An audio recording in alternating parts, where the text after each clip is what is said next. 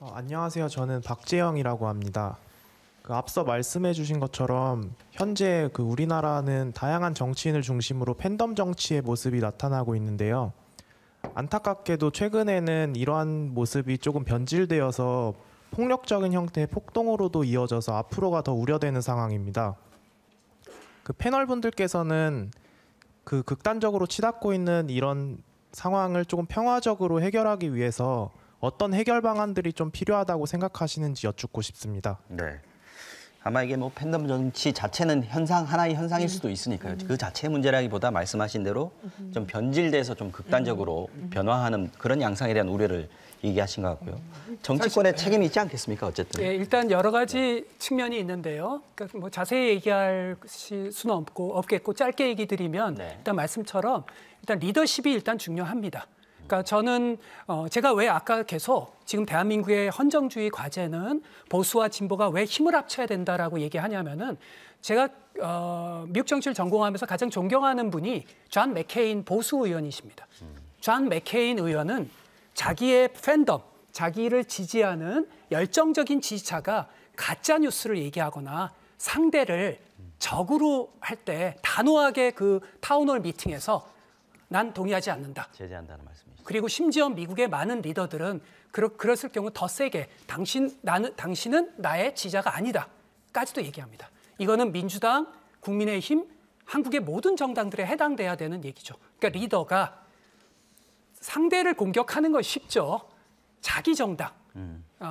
그래서 제가 항상 좀 친소리 할 때 힘든데 그 자신 진영에 대해서 단호하게 선을 긋고 그런 리더십이 중요하고 더 근본적으로는 이 의원님이나 원장님이 잘 얘기해 주신 것처럼 사실은 구조의 문제이죠. 뭐 예비 경선의 문제라든지 당의 구조, 선거법 이런 게 다 연관돼 있는데 뭐 그 얘기를 다 자세히 드릴 수는 없겠지만 1차적으로는 리더들이 헌정주의를 어떻게 내면화하고 설령 불리하더라도 그걸 지켜가려고 하는 헌신, 의지 이게 1차적으로는 제일 중요합니다. 지금 말씀하신 부분이 되게 중요한 게요. 민주주의의 원조가 아테네 얘기를 많이 하지 않습니까? 그리스에. 그리스 사회에서 페리클레스라고 하는 뛰어난 지도자와 아테네 민주정치가 만났을 때는 아테네가 그리스 전체를 리더하는 리더십으로 나타났는데 그 뒤에 선동정치가 아테네 민주주의를 오염시키면서부터는 아테네가 몰락해서 결국은 스파르타한테 져서 아예 그리스 사회에서 주도권을 뺏기고 몰락하게 됩니다. 그러니까 민주제도라고 하는 게 지도자의 리더십과 제대로 결합되지 않고 선동정치와 이게 결합이 되게 되면 국론이 분열하면서도 국가 에너지 자체가 무너지고 결국은 국가가 쇠퇴하는 길로 가거든요.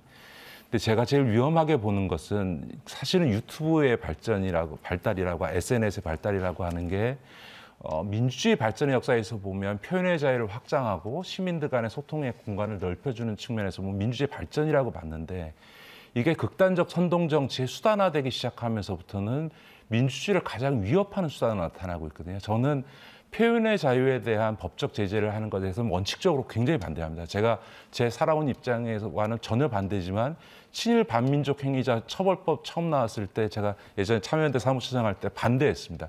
사회적 비난의 대상이지 표현의 자유 갖고 처벌하면 안 된다는 입장이었는데 그런데 표현의 자유를 넘어서서 공화국의 질서를 무너뜨리고 헌법을 무너뜨리는 폭력을 선동하는 것까지를 표현의 자유라고 허용해 줄 거냐 이건 좀 다른 문제인 거죠.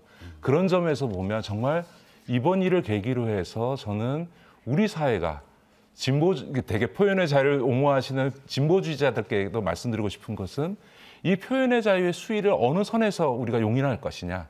적어도 폭력을 선동하는 부분만큼은 제도적 장치를 만들어서 선을 지켜주게 만들지 않으면 이게 오히려 민주주의를 위협할 수 있다. 이런 점에 대해서 심각한 사회적 논의가 필요하다고 저는 봅니다. 네. 아마 이 중에서 정치를 직접 해본 사람은 이제 우리 의원님 의원을 하셨지만 이제 지역구 관리는 또 안 해보셨을 것 같기는 하고. 근데 이제 사실 정치인이 문제입니다. 정치인이 문제인데 제가 정치를 해보니까 이 가장 키는 정치인이 어떤 정치인이 선발되느냐 하는 이 선발 시스템이요. 결국 공천입니다. 근데 아무리 훌륭한 개인이라 하더라도 본인의 공천이 왔다 갔다 하는 상황에서 그 인센티브 메커니즘의 노예가 될 가능성이 많거든요. 그래서 그런 정치인이 선발되지 않는 시스템을 만드는 게 저는 어느 정당이나 제일 중요하다고 생각해요. 근데 최근에 이제 우리 정당들이 민주주의다라는 민의를 반영한다라는 뜻으로 책임 당원들, 소위 이제 권리 당원, 예를 들면 이제 진성 당원이죠. 그런 당원들의 비중을 굉장히 높여놨어요. 심지어 어떤 경우는 100%. 그러면 일정한 소수의 특히 이제 굉장히 강성 지지자들, 그 강성 지지자들에게 그냥 결정권을 100% 주는 거예요.